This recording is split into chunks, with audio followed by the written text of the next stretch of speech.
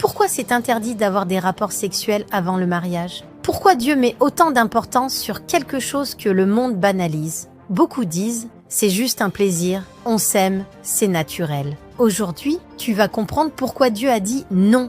Mais avant de te montrer ce que Dieu veut vraiment pour toi, laisse-moi te poser une question.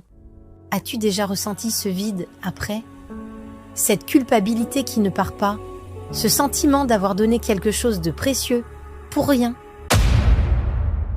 Mes enfants, écoutez bien ceci. Ce que je vais vous dire aujourd'hui peut sauver votre vie, votre destinée, votre mariage. Oui, même si tu n'es pas marié, cela te concerne, car vaut mieux prévenir que guérir. Si tu n'es pas encore abonné, fais-le maintenant. Active la cloche. Parce que ce message, tu ne peux pas te permettre de le manquer. L'intimité sexuelle n'est pas juste un acte physique. C'est un pacte, c'est une fusion. Deux âmes qui deviennent une seule chair. C'est pourquoi la Bible dit, c'est pourquoi l'homme quittera son père et sa mère et s'attachera à sa femme et les deux deviendront une seule chair. Ainsi, ils ne sont plus deux, mais une seule chair. Marc 10, 7 à 8. Quand tu donnes ton corps sans engagement, tu laisses une partie de toi à chaque personne. Chaque relation intime crée un lien spirituel. C'est comme si tu prenais un morceau de ton âme et que tu le donnais. Et à chaque fois, tu te fragmentes un peu plus. La première fois, tu donnes ton innocence. La deuxième, tu donnes ta confiance. La troisième, tu ne sais même plus ce que tu donnes.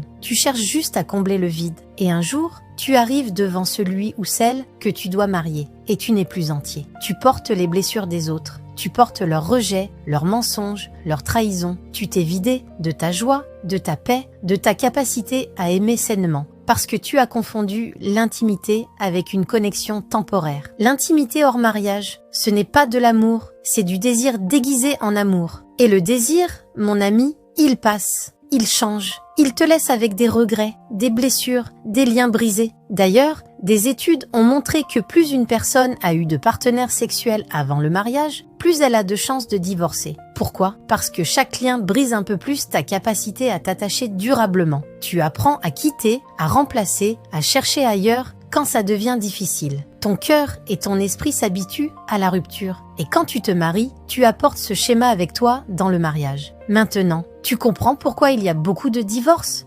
Dieu connaît ton cœur. Il sait que tu cherches l'amour, la connexion, l'acceptation. Mais il te dit, attends, patiente. Ce que je réserve dans le mariage est bien plus grand que ce que tu veux avant le mariage. En dehors du cadre de Dieu, il y a des conséquences. Des grossesses non désirées, des maladies, des âmes brisées, des liens toxiques, des couples détruits avant même de commencer. Le mariage n'est pas une prison. C'est un cadre sacré, un engagement qui dit « Je te choisis pour toujours ».